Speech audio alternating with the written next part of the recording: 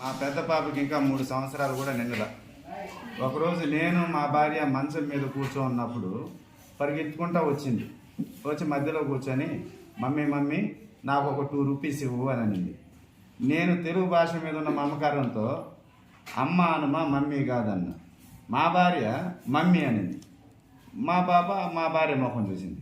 నేను అమ్మ అన్న, వెంటనే నా ముఖం చూసింది. మా భార్య మమ్మీ అనింది, ఆ ముఖం చూసింది. ఇలా 4-5 సార్లు అమ్మ మమ్మీల తర్వాత మధ్యస్థంగా పిల్ల అమ్మి అనేసింది.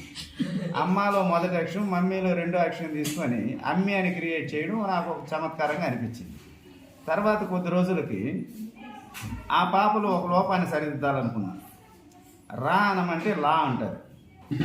ఈ లకార లోపాన్ని సరిదిద్దుదామని చెప్పనేసి రా అనుమా అన్న, లా అనింది. అట్లా కాదు మా లా అనింది. ఈ ప్రయత్నాలు విఫలమైపోయింది కాబట్టి పదంతో పాటు ప్రయోగం చేద్దామని చెప్పని కర్రా అన్న, కల్లా అనింది. కాదు నాయన, ఈ నాలుకని ఈ మూర్ధన్యం మీద ఆడ తాడించాలా అని ఈ వాగవివాలు చూపిస్తే కర్రా అన్న.